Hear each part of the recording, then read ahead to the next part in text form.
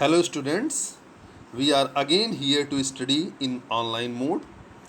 प्रिय विद्यार्थियों, हम सब लोग फिर से एक बार इकट्ठा हैं अपने इस प्लेटफॉर्म पर ऑनलाइन स्टडी करने के लिए। स्टूडेंट्स, जैसा कि आप लोग पिछले लेक्चर्स में देखे कि हम लोगों ने लिटरेरी फॉर्म्स की स्टडी को स्टार्ट किया था।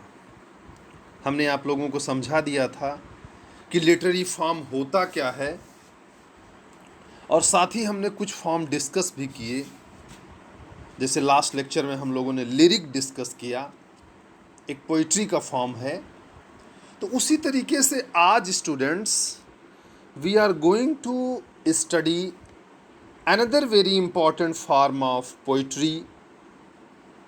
अलग ही एक बड़ा ही इम्पॉर्टेंट फॉर्म है पोइट्री का, जिसको हम लोग ड्रामेटिक मोनोलॉग के नाम से जानते हैं। किस नाम से जानते हैं students? Dramatic monologue. Okay students, जैसे लिरिक एक पोइट्री का फॉर्म है, मैंने तमाम सारी क्वालिटीज़ उसकी आप लोगों को गिनाई थी, उसके फीचर्स बताए थे, उसके एग्जाम्पल्स बताए थे।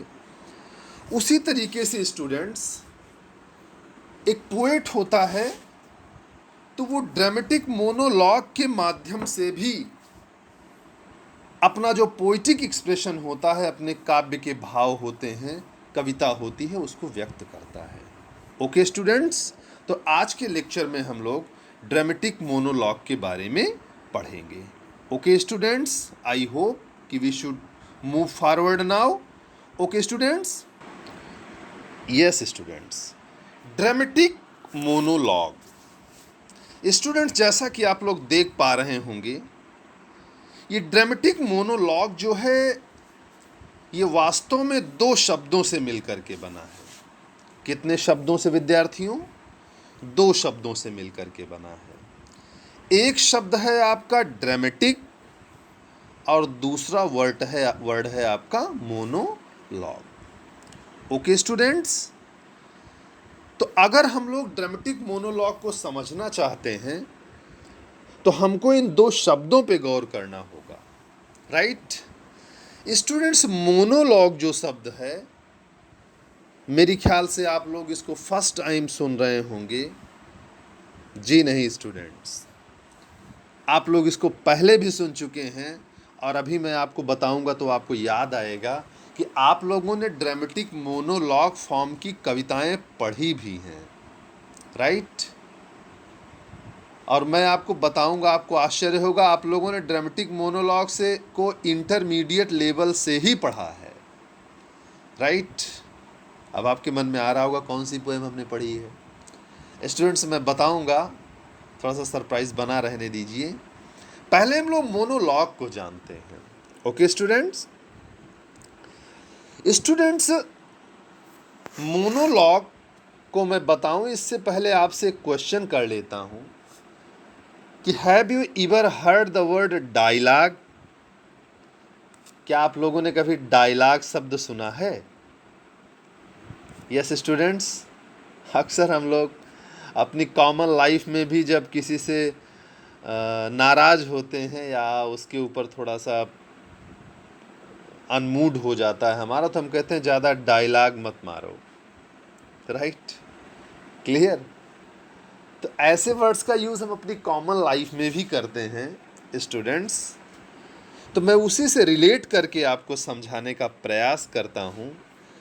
स्टूडेंट्स, जैसा कि आप लोग पढ़ते चले आए हैं पहले से ही, जब आप लोग 10th स्टैंडर्ड में रहे होंगे या 12th स्टैंडर्ड में रहे होंगे, वहाँ साइंस में भी पढ़े होंगे आप लोग।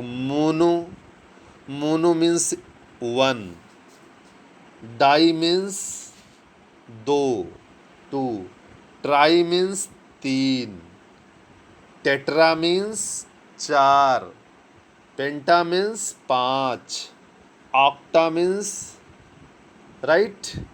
तो हेक्सा होता है। तो स्टूडेंट्स, इस तरीके से hexa, octa, penta, non, dec, इस तरीके से जो शब्द हैं वो अंग्रेजी के नहीं हैं, दूसरी भाषा के हैं, उनके अंग्रेजी में अर्थ होते हैं। जैसा कि मैंने आपको बताया। तो स्टूडेंट्स डाई मीन्स दो, राइट? ओके स्टूडेंट्स, क्या चीज? डाई मीन्स दो, right? A logue means language, means talking. तो जब दो लोग बात कर रहे हों तो उसको हम कहते हैं डायलॉग। क्या कहते हैं students? Means when someone is saying and another one is listening, then another one is responding and first one is listening, right students? जहां कम से कम दो लोग होते हैं। कितने लोग होते हैं स्टूडेंट्स? दो लोग। और दो लोगों में से एक व्यक्ति कुछ कहता है तो दूसरा सुनता है, फिर दूसरा उसका उत्तर देता है तो पहला सुनता है, फिर उस पर पहला व्यक्ति अपनी प्रतिक्रिया देता है। माने दोनों लोग एक दूसरे से जब वार्ता करते हैं, विचारों का विनिमय करते हैं, they exchange their ideas, right, on some certain platform, तो that is called monologue. I hope कि आप समझ गए होंगे। फिर से मैं आपको रिमाइंड कर देता हूं, सॉरी, डायलॉग की बातें मैं कर रहा हूं। डाई मीन्स दो, लॉग मीन्स लैंग्वेज या टॉकिंग। जब दो लोग आपस में बात करते हैं, एक व्यक्ति बोलता है दूसरा सुनता है, दूसरा व्यक्ति बोलता है तो पहला सुनता है, एक दूसरे से विचारों का आदान प्रदान करते हैं, तो उसको हम क्या कहते हैं? डायलॉग, क्योंकि उसमें दो लोग होते हैं, राइट स्टूडेंट्स? तो अब याद रखिएगा आप लोग, कभी अगर आपको मौका मिले और कोई व्यक्ति बहुत बोल रहा हो लेकिन कोई और व्यक्ति उसका कोई जवाब न दे, दूसरे व्यक्ति का उसमें उपस्थित होना ही न पाया जाए, तो उसको ये मत कहिएगा कि वो डायलॉग मार रहा था, नहीं तो गलत हो जाएगा। क्योंकि डायलॉग के लिए कितने लोगों का होना जरूरी है स्टूडेंट्स? डाई प्लस लॉग, दो लोग कम से कम हो, राइट? जैसे जैसे कुछ अमरीश पुरी बोल रहा है, फिर उसका उत्तर शाहरुख खान दे रहे हैं, राइट?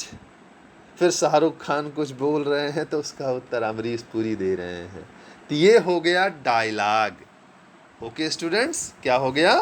डायलॉग। ओके, माने दोनों लोग बोलते हैं तो इसको हम क्या कहते हैं? संवाद कहते हैं या डायलॉग कहते हैं, क्योंकि दो लोग होते हैं, राइट स्टूडेंट्स?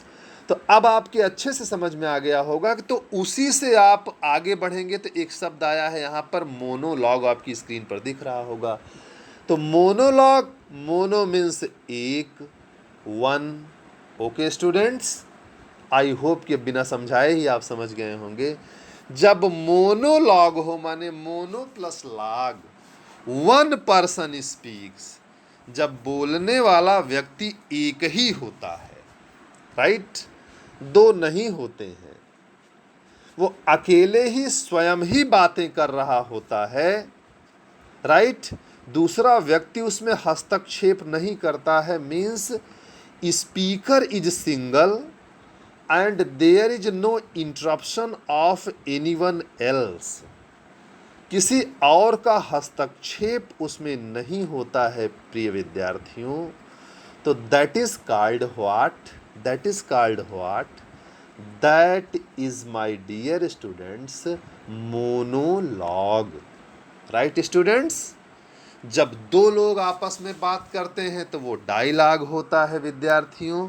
और जब एक ही व्यक्ति अकेले बात करता है, there is no interruption of any other one, किसी दूसरे व्यक्ति का उसमें कोई हस्तक्षेप नहीं होता है, single one is the speaker, then that is called monologue. Okay students, mono means one. Okay students, तो हम इसको इस तरीके से लिख सकते हैं students, mono means one. Okay, mono means one. Okay, clear students? Mono means one, right? आप अगर इसको ऐसे समझना चाहें, मोनो, नीचे मैं लिख रहा हूं, mono means, yes students, mono means one. Mono means one, एक ही व्यक्ति और उसके बाद LOGUE, लॉग। ओके, तो लॉग मीन्स स्टूडेंट्स लैंग्वेज। क्या होती है? Language. Language means talking. Clear? Right, talking. या आप कह सकते हैं इसी को exchange of ideas. Right students, क्या चीज़ हो जाती है? एक्सचेंज ऑफ आइडियाज, विचारों का आदान प्रदान। राइट, तो एक व्यक्ति जब बोलता है स्टूडेंट्स, क्या बोलता है? एक ही व्यक्ति जब बोलता है तो उसको हम क्या कहते हैं? मोनोलॉग कहते हैं। तो शायद ये वर्ड आप लोग समझ गए होंगे स्टूडेंट्स। राइट, आपके अच्छे समझ में आ गया होगा मोनोलॉग। क्लियर? अब एक शब्द इसमें है, इसके पहले dramatic. Dramatic means students, dramatic means drama like. Right, not drama, it is not drama but drama like. Right, means ऐसा कन्वर्सेशन होगा जिसमें ड्रामा जैसा एटमॉस्फियर क्रिएट होगा। अब आपके मन में आ रहा होगा ड्रामा होने का मतलब ये है कि कई लोग आपस में बातचीत करते हैं, कई कैरेक्टर होते हैं, तब जाके ड्रामा बनता है। यस स्टूडेंट्स, इसमें होगा क्या कि जो स्पीकर होगा, बोलने वाला होगा, वो होगा तो अकेला ही, लेकिन वो अपनी भी बातें करता है और साथ साथ एक अनदर कैरेक्टर की बातें भी वो स्वयं ही बोलता है। राइट, माने डायलॉग जैसा बन जाता है लेकिन बोलने वाला एक ही होता है। Right, and it creates a drama like feel, that's why this kind of monologue is called dramatic monologue. Right students, क्या कहते हैं इसको? ड्रामेटिक मोनोलॉग कहते हैं। तो एक ऐसी कविता, the kind of poem, right, जो एक रेगुलर ड्रामा जैसी तो नहीं हो सकती है, राइट, लेकिन उसमें ड्रामेटिक फील आता है और उस कविता में जो विचारों को प्रस्तुत करने वाला व्यक्ति होता है वो कोई एक व्यक्ति होता है, उसमें कोई और व्यक्ति अपने विचारों को प्रस्तुत नहीं करता। माने speaker is single speaker. Okay students, तो आई होप कि आप समझ गए होंगे। फिर से कहिए, आपको बताऊं, means A poem, right, means dramatic monologue is a kind of poem which is not related to the regular acted drama and is a distinct literary form. Right students, ये रेगुलर ड्रामा की तरह तो नहीं होती है, लेकिन एक drama जैसा एटमॉस्फियर क्रिएट करती है। इसमें एक ही स्पीकर होता है, सिंगल स्पीकर होता है, और वही अपने विचारों को, अपने निजी विचारों को, बल्कि आप कह सकते हैं कि अपनी आत्मा की आवाज़ को व्यक्त करता है, स्वयं से ही बातें करता है वो। ओके स्टूडेंट्स, तो ऐसी कविताएं मैं आपको अगर याद दिलाऊं, थोड़ी देर पहले मैंने कहा था कि आप लोग पढ़ चुके हैं। राइट स्टूडेंट्स, यस, आप लोगों ने इंटरमीडिएट में डावर बीच पढ़ी है। यस स्टूडेंट्स, डावर बीच जो पोएम है मैथ्यू अर्नाल्ड की, वो भी एक प्रकार की ड्रामेटिक मोनोलॉग ही है। उसमें चूंकि आप लोगों ने देखा होगा, अगर आपको याद हो, तो उसमें मैथ्यू अर्नाल्ड ही केवल बोल रहा है, उसमें कोई और विचारों को व्यक्त करने वाला नहीं है। राइट, लेकिन वो ऐसे बात कर रहा है जैसे किसी को अपनी बात सुना रहा है, और स्टूडेंट जिससे वो सुना रहा है वो उसकी प्रेमिका है। Right, ah love let us be true to one another, the world which seems lie before us like a land of dream. Okay, so various, so beautiful, so new. आपको याद आ रहा होगा students, hath really neither joy nor love nor peace. Right, इस तरीके से poem है। तो उसमें भी मैथ्यू अर्नाल्ड स्वयं बोलता है। राइट, और बोल किससे रहा है? वो अपनी प्रेमिका से बोल रहा है, बट उसकी प्रेमिका का उसमें कोई इंटरफेयर नहीं है, वो उस पोएम में कहीं दिखाई नहीं पड़ती है। पूरे के पूरे जो अंतःकरण के विचार हैं, मन के विचार हैं, वो केवल और केवल मैथ्यू अर्नाल्ड ही उसमें एक्सप्रेस करता है। ओके स्टूडेंट्स, आई होप कि आप समझ गए होंगे। इसके अलावा बीए फर्स्ट ईयर में अगर आप लोग बीए फर्स्ट ईयर के स्टूडेंट्स हैं तो आप लोग पढ़ेंगे रॉबर्ट ब्राउनिंग की जो पोएम्स हैं, राइट, प्रॉस्पिके आप लोग पढ़ेंगे। या अगर आप आगे निकल चुके हैं, बीए थर्ड ईयर या एमए के स्टूडेंट्स हैं या कंपटीशन के स्टूडेंट्स हैं, तो आप लोगों ने इसको पढ़ लिए होंगे बीए फर्स्ट ईयर जैसी क्लासेस में, राइट स्टूडेंट्स। तो आप लोगों ने अच्छे से स्टडी कर ली होगी, प्रॉस्पिके पोएम है। इसके अलावा यूलिसीज़ आप लोगों ने पढ़ी होगी, अल्फ्रेड लॉर्ड टेनिसन की। तो ये सब विक्टोरियन पोएट्स हैं, इन्होंने बहुत अच्छे अच्छे ड्रामेटिक मोनोलॉग्स लिखे हैं स्टूडेंट्स, ओके। और कहीं ना कहीं एक चीज़ आपको बताना बड़ा महत्वपूर्ण है कि इन्हीं लोगों को, चाहे वह रॉबर्ट ब्राउनिंग हो, चाहे अल्फ्रेड लॉर्ड टेनिसन हो, इन्हीं लोगों को श्रेय जाता है ड्रामेटिक मोनोलॉग के फॉर्म को इंग्लिश में एम्प्लॉय करने के लिए। माने अल्फ्रेड लॉर्ड टेनिसन और रॉबर्ट ब्राउनिंग ही आप कह सकते हैं कि फादर ऑफ ड्रामेटिक मोनोलॉग हैं। इन्होंने ही ड्रामेटिक मोनोलॉग को लिखना प्रारंभ, हालांकि आगे चल कर के तमाम और लिटरेरी आर्टिस्ट आए इस फॉर्म में। टीएस इलियट ने बहुत अच्छे अच्छे ड्रामेटिक मोनोलॉग्स लिखे हैं। अगर टीएस इलियट को आपने पढ़ा हो, the love song of J Alfred Prufrock उनकी एक बड़ी प्रसिद्ध रचना है। स्टूडेंट्स याद रखिए, आप लोग मेरे लेक्चर में जो इम्पोर्टेंट पॉइंट्स हैं उनको नोट जरूर करते चलिए। तो जैसा कि मैंने बताया कि टीएस इलियट की एक प्रसिद्ध रचना है, बहुत ही महत्वपूर्ण रचना है, बीए लास्ट ईयर के स्टूडेंट्स को तो पढ़ना भी है, the love song of J Alfred Prufrock. उसका भी जो कैरेक्टर है, सेंट्रल फिगर है प्रोफरोक, वो अपने जो मन के विचार हैं, अपने अंदर के विचार हैं, जो उसके एक तरह से कह सकते हैं इनर जो कॉन्फ्लिक्ट चल रहा है उसके अंदर, जो इंटरनल स्ट्रगल चल रहा है उसके अंदर, उस इंटरनल स्ट्रगल को व्यक्त करने के लिए इस कविता में उसके विचारों को शामिल किया गया है। और वो निजी रूप से ऐसा लगता है जैसे वो स्वयं से ही बातें कर रहा है। उसमें एक कैरेक्टर और एम्प्लॉयड है जिससे वो बातें कर रहा है, लेकिन उस कैरेक्टर की कोई भी प्रेजेंस वहाँ पे नहीं दिखाई पड़ती, उसका किसी भी प्रकार का कोई इंटरप्शन नहीं होता है स्टूडेंट्स। वो ऐसा लगता है जैसे खुद से बातें कर रहा है, अपने मन से बातें कर रहा है। तो वो भी एक बड़ा ही महत्वपूर्ण स्टूडेंट्स आपका ड्रामेटिक मोनोलॉग है, आप नोट कर सकते हैं। टीएस इलियट का the love song of J Alfred Prufrock, the love song of J Alfred Prufrock. इसके अलावा स्टूडेंट्स टीएस इलियट की एक महानतम रचना आप कह सकते हैं, पूरी अंग्रेजी साहित्य की श्रेष्ठतम रचनाओं में से एक, आधुनिक युग की श्रेष्ठतम रचनाओं में से एक टीएस इलियट की ही एक रचना है, द वेस्ट लैंड, राइट। उसमें थायरेसियस का एक कैरेक्टर है। तो वो पूरा का पूरा अपने विचारों को, अपने मन के भावों को व्यक्त करता है, स्वयं से बातें करता है, कोई दूसरे का उसमें इन्वॉल्व, बहुत सारे कैरेक्टर्स की लैंग्वेजेस को वो स्वयं ही बोलता है। एक ड्रामा जैसा एटमॉस्फेयर तो क्रिएट होता है, लेकिन उसमें और कोई कैरेक्टर प्रेजेंट नहीं होता है एक्टिव रूप में, पैसिव रूप में हो सकता है, माने सुनने के लिए श्रोता के रूप में उसमें कोई कैरेक्टर और हो सकता है, लेकिन स्पीकर के रूप में हमेशा ड्रामेटिक मोनोलॉग में स्टूडेंट्स एक ही कैरेक्टर होता है, एक ही व्यक्ति बोलने वाला होता है। ओके स्टूडेंट, या हम यूँ कह सकते हैं, जैसे आप लोग इसको समझने के लिए यूँ समझ सकते हैं, जैसे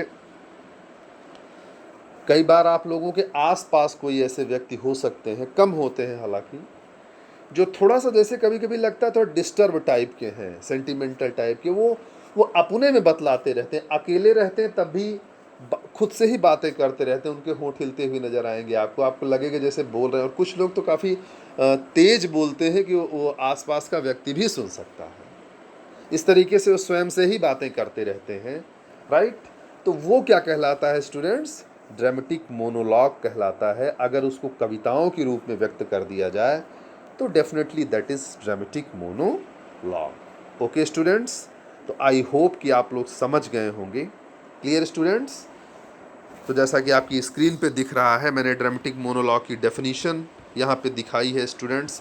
तमाम सारी बुक्स और इंटरनेट का सहारा लेकर के स्टडीज़ का मटेरियल आप लोगों के लिए कलेक्ट किया गया है स्टूडेंट्स। आप लोग इसको समझते रहिए। और लिटरेरी फॉर्म्स पे तो मैंने एक किताब लिखी है स्टूडेंट्स, बीए लास्ट ईयर के स्टूडेंट्स, अगर आप लोग बीए फाइनल ईयर की स्टूडेंट्स हैं तो डॉक्टर राम मनोहर लोहिया अवध यूनिवर्सिटी जो अयोध्या है, वहाँ बीए थर्ड ईयर के सिलेबस में यही किताब लगाई गई है। जितने भी संबद्ध डिग्री कॉलेजेस हैं इस यूनिवर्सिटी से, तो उन सबको यही बुक पढ़नी है, मेरी ही लिखी हुई बुक पढ़नी है। और आप लोग तो अगर थर्ड ईयर के स्टूडेंट हैं बीए फाइनल ईयर के, तो आपके यहाँ जो पेपर फर्स्ट है लिटरेरी फॉर्म्स एंड मूवमेंट्स, तो वो बुक मेरी ही लिखी हुई आप लोगों को पढ़नी है।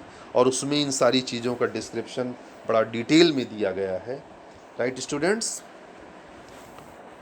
तो यहाँ पे डेफिनीशन आप लोगों के सामने है। और डेफिनीशन स्टूडेंट्स, जैसा कि हमने आपको पिछले लेक्चर में भी जब लिरिक पे मैंने लेक्चर किया था तो बताया था कि मेरी डेफिनीशन को आप जो डेफिनीशन में कलेक्ट करके लाता हूँ इकट्ठा करके तमाम स्रोतों से, चाहे वो नेट का स्रोत हो, चाहे किताबों का स्रोत हो, चाहे अपने गुरुजनों से मैं उसको पढ़ करके सीखा हूँ, तमाम सारी किताबों से कलेक्ट किया है, इंटरनेट की साइट्स को सर्च किया है, तो जो लेके आता हूँ अगर उस डेफिनीशन को आप लोग कायदे से लिखें और समझें तो उसी डेफिनीशन में ही आपको उस पर्टिकुलर डिवाइस के पर्टिकुलर फॉर्म्स के सारे फीचर्स भी मिल जाएंगे। माने पूरा एक्सप्लेनेशन, पूरा का पूरा क्वेश्चन का आंसर आप लोगों को उसी के अंदर ही आसानी से मिल सकता है। राइट स्टूडेंट्स, तो जैसा कि मैंने बताया इस डेफिनेशन को अगर आप देखेंगे तो लिखा हुआ है dramatic monologue means self conversation. Right students, क्या लिखा हुआ है? Self conversation. ओके स्टूडेंट्स, क्या लिखा हुआ है? Self conversation. सेकेंड लाइन में अगर आप देखेंगे क्या लिखा हुआ है?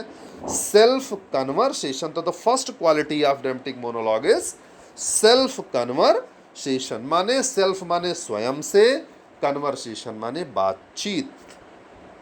जब स्वयं से आप बातचीत करते हैं, खुद से बातें करते हैं, ऐसा लगता है कि कोई और व्यक्ति नहीं है, आप अपने मन की बात अपने स्वयं से ही कर रहे हैं। स्वयं ही श्रोता हैं और स्वयं ही वक्ता हैं। और आपके अंतरात्मा में, आपके मन के अंदर ऐसा अंतर्द्वंद चल रहा है, आपके अंदर इंटरनली, आपके मन में, आपके मस्तिष्क में ऐसा विषाद, अवसाद या मानसिक रूप से आप इतने डिस्टर्ब हैं कि आपके अंदर जो विचारों का एक आंदोलन चल रहा है वो शब्दों का रूप लेकर के बाहर आ जा रहा है। राइट स्टूडेंट्स, आप ये कह सकते हैं कि that is a condition of psycho, you can say, एक मनो अस्थिरता की स्थिति है, साइकोलॉजिकल डिस्टर्बेंस की स्थिति बनती है जब ड्रामेटिक मोनोलॉग का जन्म होता है। एक तरह से वो व्यक्ति मानसिक रूप से कहीं ना कहीं डिस्टर्ब होता है, वो विभिन्न प्रकार के अंतर्द्वंद, अंतर्विरोध उसके मन में चलते रहते हैं और वो विचार शब्दों के माध्यम से कविता का रूप लेकर के बाहर निकलते हैं। ऐसा लगता है कि वो अकेले में स्वयं से बातें कर रहा है, तो उसको स्टूडेंट्स हम सेल्फ कन्वर्सेशन कहते हैं। तो यहाँ पे आप देख पा रहे हैं कि लिखा हुआ है कि dramatic monologue means what students? Self conversation. Okay students, self conversation. Okay, आगे कहता है स्पीच और talks which includes interlocutor presented dramatically. जो बात मैंने जिक्र किया था कि जो बोलने वाला व्यक्ति होता है, जो बातचीत की जाती है, स्पीच और टॉक किया जाता है, उसमें एक ही व्यक्ति होता है लेकिन प्रेजेंटेड ड्रामेटिकली। उसका प्रेजेंटेशन एक ड्रामा जैसा होता है, जैसे नाटक में कई कैरेक्टर होते हैं, सब एक के बाद एक दूसरे से बात करते हैं, तो वार्ता इसी तरीके से होती है। ये अलग बात है कि सारे कैरेक्टर्स की बातें एक ही व्यक्ति बोलता है, स्पीकर सिंगल ही होता है। राइट, मैं फिर से आपको समझाता हूँ कि सिंगल इज द स्पीकर। बोलने वाला व्यक्ति जो कविता को बोल रहा है, कविता के माध्यम से अपने विचारों को व्यक्त कर रहा है, तो he is single one, self conversation कर रहा है, खुद से बातें कर रहा है। Right, but in the poem you feel a drama like atmosphere. एक नाटक का फील आपको उसमें आता है, एक ऐसा लगेगा जैसे कुछ ड्रामा सा क्रिएट हो रहा है स्टूडेंट्स। तो आई होप कि आप लोग मेरी बातों को समझ गए होंगे। दो चीज़ें आप लोग यहाँ पे पा गए, दो फीचर, एक सेल्फ कन्वर्सेशन, खुद सी बातें, और दूसरी चीज प्रेजेंटेड ड्रामेटिकली। Right students? तो पहली क्वालिटी आपको ड्रामेटिक मोनोलॉग की, पहला फीचर आपको सेकेंड लाइन में मिला, और जो दूसरा फीचर है वो आपको कहाँ मिला? फोर्थ लाइन में मिला। राइट? तो ड्रामेटिक मोनोलॉग क्या है? सेल्फ कन्वर्सेशन, खुद से बातें करना, और प्रेजेंटेड ड्रामेटिकली, एक ड्रामा जैसा एटमॉस्फियर क्रिएट करना। A dramatic atmosphere is created although the speaker is single one, he is talking to himself, self conversation he is doing. Right? The thought of his mind is being presented here in alone. Right? He is alone and he is expressing his individual thoughts, the thought of his minds, what is running, the kind of internal conflict, the kind of internal struggle and disturbance is there in his mind, so that is reflected in the form of poem, and it creates a drama like atmosphere. It seems that two men are talking, but ultimately the single one is there who is talking about. Right students? I hope कि आप समझ पा रहे होंगे मेरी बात को. It means a person, आप समझने का प्रयास कीजिए. It means a person who is speaking to himself. पहले ही बता दिया, इसका मतलब यह है कि कोई ऐसा व्यक्ति है who is speaking to himself, जो खुद से बातें कर रहा है. Right? A person who is speaking to himself, एक व्यक्ति जो किससे बातें कर रहा है भाई? खुद से बातें कर रहा है वो. और ऐसा कब होता है? मैं बार बार आपको बता रहा हूँ कि जैसे कोई व्यक्ति कहीं ना कहीं मानसिक रूप से अस्थिर हो जाता है, इतना तनाव हो जाता है, इतना अवसादग्रस्त हो जाता है, मन के अंदर इतने द्वंद्व हो जाते हैं कि वो उन बातों को, अपने दुखों को, अपने भावों को स्वयं से ही बातें करता है, खुद से ही बातें करता है. जो विचार उसके मन में चल रहे हैं वो कहीं ना कहीं शब्दों का रूप लेके बाहर आ जाते हैं. Right? Those thoughts what are there in his mind just comes in the form of words as a poetry. Right? And it creates a drama-like atmosphere. Right? He is talking to himself. खुद से बातें करने लगता है. Who is speaking to himself, or someone else speak to reveal specific intention of his actions. जो भी उसके actions हैं, जो भी उसको करना है, उन चीज़ों को, जो उनके expected actions हैं जो वो कर सकता है, उसके विचार, उसके जो एक्शंस मीन्स उसकी जो एक्टिविटीज़ हैं जो एक्सपेक्ट कर रहा है, उन सारी की सारी एक्टिविटीज़ को वो शब्दों के माध्यम से ही व्यक्त करता है. Means ultimately action is not there but the representation of action is there, but the presentation and dictation of action is there. Action कुछ नहीं होगा इसमें, नो एक्शन होगा, लेकिन जो एक्शन की बात की जाएगी उन सारे एक्शंस का डिस्क्रिप्शन वो देता है ड्रामेटिक मोनोलॉग में. Students, however in literature it is a poetic form of poem. और जहाँ तक साहित्य का सवाल है, लिटरेचर का सवाल है, तो कविता का ये एक प्रकार है. मैंने पहले ही आपको बता दिया कि this is a kind of poem. This is a kind of what students? This is a kind of poem that presents the speech or conversation of a person in dramatic manner. मैंने पहले ही आप लोगों को इसको समझा दिया था students. Okay? कि ये एक it is a, right students? आप यहाँ देख पा रहे होंगे लिखा हुआ है किस तरीके से. ये डेफिनीशन है, बहुत अच्छी डेफिनीशन होती है. राइट? इसको आप समझ सकते हैं अच्छे से. मैं इसको अलग से लिख देता हूँ यहाँ नीचे. राइट? इसको आप लोग अच्छे से समझ सकते हैं कि इसको आप डेफिनेशन के रूप में लिख सकते हैं कि ड्रामेटिक मोनोलॉग क्या होता है. Dramatic monologue is a poetic form. Okay students? Dramatic monologue is a poetic form और poem that presents the speech or conversation of person in a dramatic manner. इसको आप लोग अच्छे से याद कर सकते हैं कि ड्रामेटिक मोनोलॉग कविता का ऐसा रूप है जिसमें एक ही व्यक्ति के द्वारा उसकी स्पीच को नाटकीय तरीके से प्रस्तुत किया जाता है. किस ढंग से प्रस्तुत किया जाता है स्टूडेंट्स? एक नाटकीय तरीके से प्रस्तुत किया जाता है। ओके स्टूडेंट्स, आई होप समझ गए होंगे स्टूडेंट्स, मैं आशा करता हूँ। राइट, तो आप शायद समझ गए होंगे बहुत अच्छी तरीके से, वेल अंडरस्टूड, कि ड्रामेटिक मोनोलॉग होता क्या है। अब थोड़ा सा इसके फीचर्स बता देते हैं अलग से। हालांकि मैंने जो बातें आपसे डिस्कस कर दी वही इसके प्रमुख फीचर्स में आता है, वही इसके फीचर्स हैं, लेकिन फिर भी मैं आप लोगों को एक बार बता देता हूँ। देखिए इसका फीचर दिख रहा है, a single person delivering a speech on one aspect of his life. एक ही व्यक्ति अपने जीवन के किसी एक पक्ष को कविता के रूप में प्रस्तुत करता है। Means speaker is single and he delivers his thoughts in his speech in the form of poem and that is the reflection of his one of the part of his life. वो अपने जीवन के किसी एक पक्ष को, right, जो उसके मस्तिष्क को बहुत ज़्यादा डिस्टर्ब कर रखा है, जिस विचार ने, जिस पक्ष ने उसके जीवन में कहीं न कहीं तूफान खड़ा कर रखा है, उन विचारों को वो अपनी भाषा के माध्यम से, अपनी स्पीच के माध्यम से अकेले स्वयं व्यक्त करता है।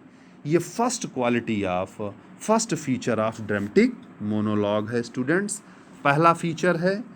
दूसरा फीचर जो है इसका, द ऑडियंस मे और मे नॉट बी प्रेजेंट। उसके विचारों को सुनने के लिए कोई ऑडियंस, कोई श्रोता हो सकता है या नहीं भी हो सकता है। हो सकता है कि वो जिससे बात कर रहा हो वो प्रेजेंट हो या वो प्रेजेंट ना हो, दोनों कंडीशन है। But one thing students here I want to add that listener must be there or must not be there. The presence of audience is not necessary, but if he is there, so he will not participate in the conversation. Right? Right? He will not make that conversation a dialogue. कोई श्रोता हो तो सकता है उस dramatic monologue में, उस कविता में कोई अगला कैरेक्टर हो सकता है स्पीकर के अलावा, लेकिन स्टूडेंट्स जो महत्वपूर्ण बात है कि उसका पार्टिसिपेशन नहीं होगा उसमें, वो बोलेगा नहीं, वो केवल एक मूक श्रोता की तरह हो सकता है, गूंगे श्रोता की तरह हो सकता है, जो सुन तो सकता है लेकिन बोल नहीं सकता, उस कन्वर्सेशन का पार्ट वो नहीं बन सकता है। ओके स्टूडेंट्स, तो आई होप कि ये पॉइंट भी आपके समझ में आ गया होगा। Point third, speaker reveals his temperament and character only through his speech. तो इसको मैंने पहले भी बताया कि जो स्पीकर होता है ड्रामेटिक मोनोलॉग को बोलने वाला, एक कविता के रूप में जो ड्रामेटिक मोनोलॉग बोली जा रही है, उसका जो स्पीकर होगा,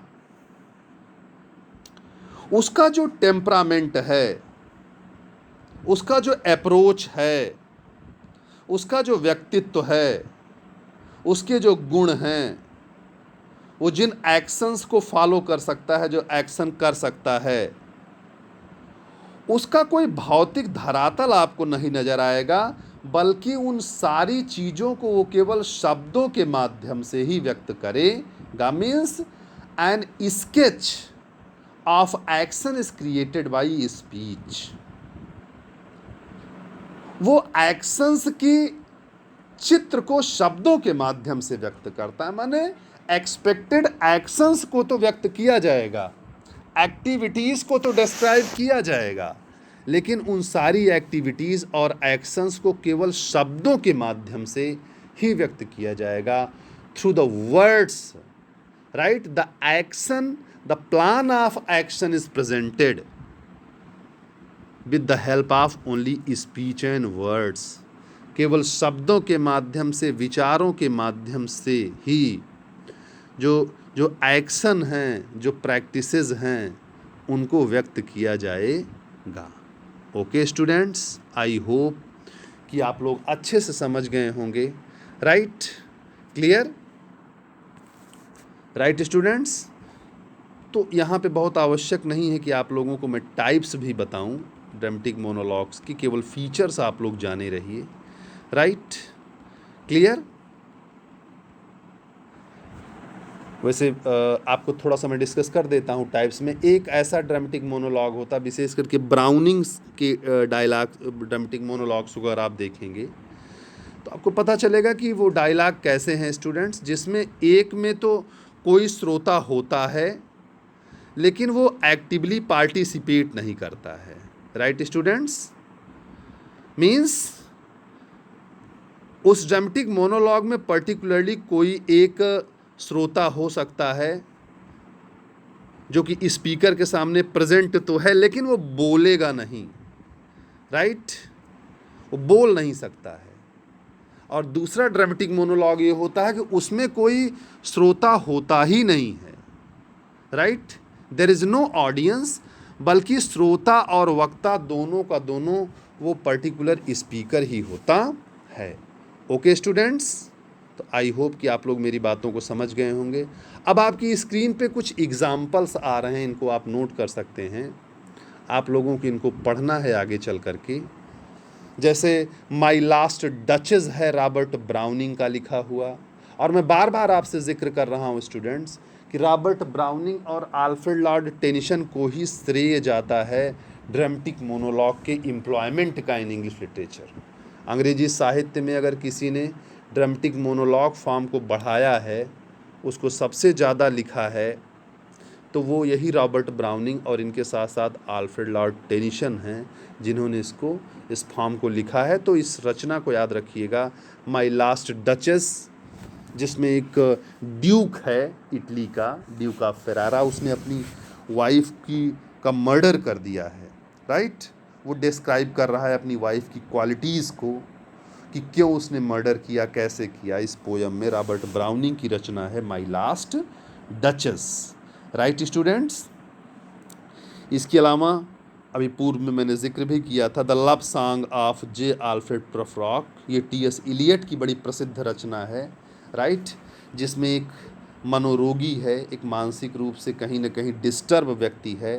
राइट, क्लियर, एक सेंटिमेंटल टाइप का आदमी है, एजेड वन है, बूढ़ा आदमी है प्रोफ्रॉक, और जो अपने अंतःकरण के विचारों को व्यक्त कर रहा है कविता के माध्यम से, वो स्वयं से ही बातें कर रहा है। ओके स्टूडेंट्स, तो ये सेकंड आपने एग्जाम्पल देखा, नोट कर सकते हैं। The love song of J Alfred प्रोफ्रॉक किसकी लिखी हुई पोयम है? ये टी.एस. इलियट की लिखी हुई पोयम है। इसके अलावा एक लेडी लेजारस रचना है, ये सिल्विया प्लैथ की रचना है, लेडी लेजारस। ओके, एक लेडी के बारे में जो मन के अंदर विचार आते हैं स्पीकर के, उसको व्यक्त किया गया है लेडी लेजारस में, बाई सिल्विया प्लैथ की रचना है। इसके अलावा स्टूडेंट्स, मैंने पहले ही जिक्र किया डावर बीच, मैथ्यू अर्नॉल्ड की रचना है, और आई होप कि आप लोगों ने definitely, if you are the student of UP board, तो डेफिनेटली यू हैव स्टडीड, आपने ज़रूर पढ़ा होगा students Dover Beach. Right, intermediate में ही ये रचना आप लोगों ने पढ़ ली होगी। ये मैथ्यू अर्नॉल्ड की लिखी हुई रचना है। इसके अलावा हॉक्स मोनोलॉग एक रचना है, ये टेड ह्यूज़ की रचना है, टेड ह्यूज़ की रचना है हॉक्स मोनोलॉग। ओके स्टूडेंट्स, तो ये सारे एग्जाम्पल्स मैंने आप लोगों के सामने प्रेजेंट किए। ये सब ड्रामेटिक मोनोलॉग हैं जिसमें एक ही स्पीकर है, वो कहीं ना कहीं अपने मन के भावों को, मन के विचारों को व्यक्त करता है। ओके स्टूडेंट्स, इसके अलावा मैं थोड़ा सा आप लोगों को ड्रामेटिक मोनोलॉग का फंक्शन बता देता हूँ कि what is the function of dramatic monologue. Dramatic monologue करता क्या है, इसका कार्य क्या है, क्या उद्देश्य होता है एक स्पीकर का, एक पोएट का ड्रामेटिक मोनोलॉग को राइटिंग करने के पीछे, उसको लिखने के पीछे उसका क्या उद्देश्य होता है। ओके स्टूडेंट्स, तो a monologue function as tool to give vent to one's thought. एक व्यक्ति अपने विचारों को स्वतंत्र रूप से यदि व्यक्त करना चाहता है तो he needs no interruption, without any interruption, with the help of questioning and answering. माने स्वयं के ही प्रश्नों का उत्तर वो स्वयं दे सकता है, जो मन में उसके प्रश्न उठ रहे हैं, जो उसके विचारों से प्रश्नों की उत्पत्ति हो रही है उसकी जीवन की किसी विसंगति को लेकर के, तो उनका उत्तर वो स्वयं दे सकता है और अपने विचारों को व्यक्त कर सकता है। ये इसका पहला फंक्शन है, the first function. It gives vent to one's thought. It provides an opportunity for the poet to use powerful words spoken through their characters. और इसके द्वारा जो पोएट होता है वो अपने विचारों को अपने कैरेक्टर्स के माध्यम से, अपने जो पावरफुल उसकी स्पीचेस हैं, जिन विचारों को बलपूर्वक रखना चाहता है, तो he puts with the help of characters. शायद डायरेक्टली वो अपने माध्यम से नहीं व्यक्त कर सकता है, अपनी पर्सनालिटी के माध्यम से वो उन विचारों को नहीं व्यक्त कर सकता है, क्योंकि हर विचार के लिए एक पर्टिकुलर पर्सनालिटी आवश्यक होती है। Right students, clear?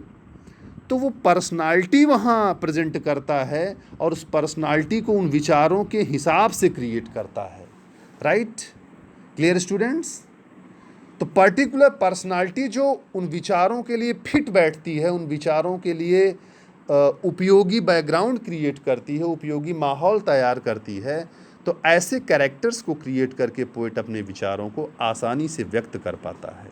Right, so the characters can express themselves और their ideas without an obstacle और हिंड्रेंस। और इस प्रकार से जो कवि होता है, जो स्पीकर होता है, वो बिना किसी ऑब्स्टेकल के, बिना किसी बाधा के, बिना किसी रोक टोक के अपने विचारों को स्वतंत्रता पूर्वक आसानी से व्यक्त कर पाता है। Right students, a dramatic monologue is also a convenient device to present different characters and their inner thoughts through versus.